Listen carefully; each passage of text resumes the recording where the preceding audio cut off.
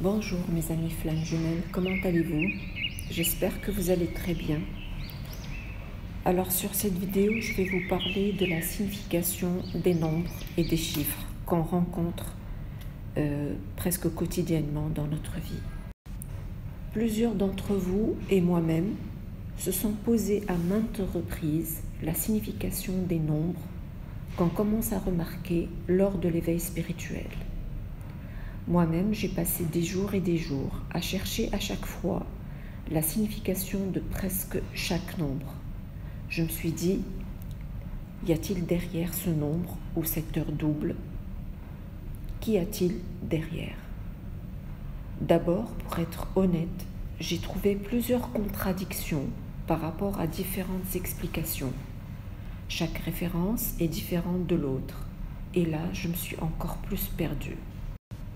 Alors j'ai commencé à réfléchir, je me suis dit peut-être qu'il faut chercher la signification en additionnant les nombres pour aboutir au sens exact.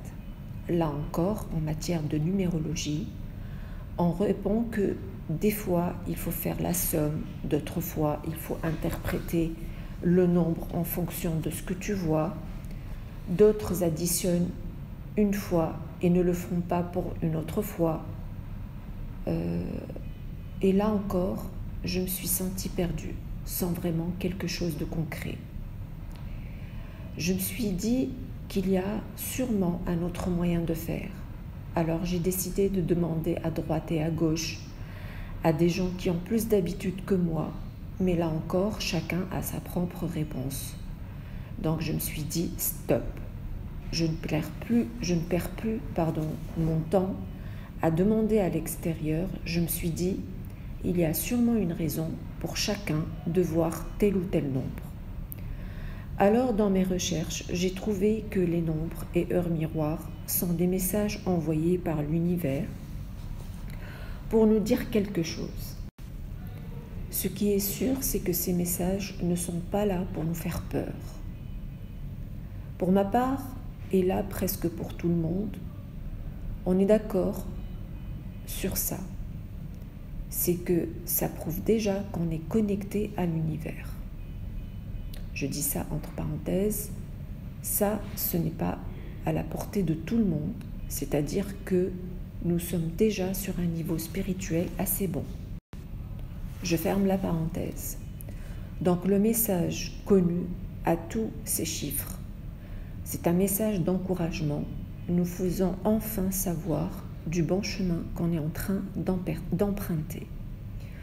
Le deuxième message, dont tout le monde est aussi d'accord, c'est que ces nombres nous rappellent qu'il faut garder des pensées positives pour ne pas tomber dans des idées sombres qui bloqueraient le chemin d'ascension, et ça, quel que soit le nombre ou leur miroir.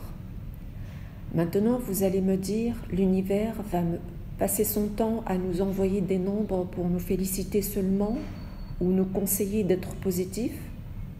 Voilà, ça fait longtemps qu'on est positif et avec ça, ces nombres se répètent. Ou alors, vous pouvez me dire aussi, voilà, je vois tout le temps ces nombres, je suis positif et pourtant mon honneur ne revient pas. Et tant d'autres questions et réflexions. Donc pour moi, ces nombres veulent dire aussi autre chose. Aussi, c'est là que j'ai compris que ces nombres peuvent aussi avoir en plus d'autres messages à passer, surtout par rapport à certaines périodes où il y a plus de nombres particuliers par rapport à d'autres. Et c'est là qu'il faut vraiment prêter attention. Alors comment, vous allez me dire? Pour ma part, j'ai compris que seul moi-même pourrais comprendre le message en me concentrant sur ce que je vis en gros pendant la même période. Alors, qu'est-ce que je fais?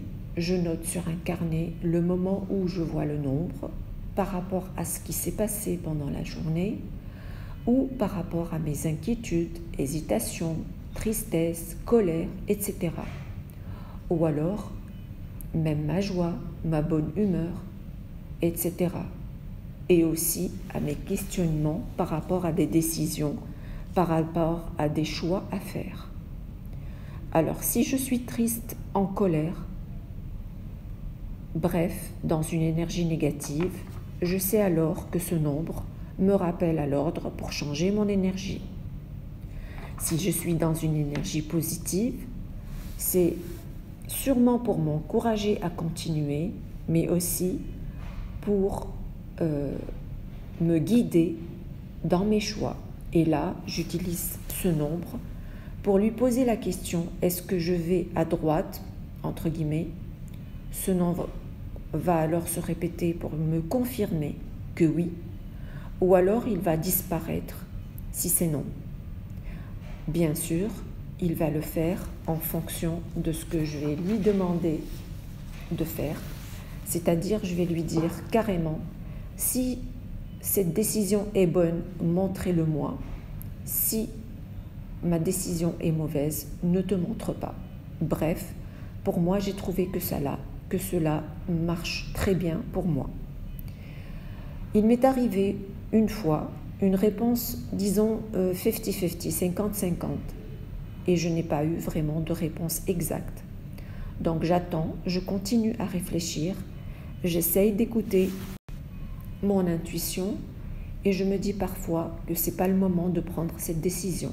Donc, pour résumer, les nombres viennent, dans ce cas, comme une sorte de confirmation par rapport à un choix, une question, une direction à prendre. Maintenant, est-ce que ces nombres viennent nous prévenir d'un éventuel danger? Pour moi, dans certains cas, oui. Si on est déjà engagé dans quelque chose qu'on croyait bonne pour nous et qu'il y a en même temps des nombres particuliers accompagnés de certains blocages ou retards par rapport à la situation dans laquelle, bien sûr, on est engagé. Là, avec le temps, ce nombre, il se répète souvent. On pourrait alors comprendre dorénavant que ce nombre veut dire « stop, danger, ne le faites pas ». Bien sûr, tout ça,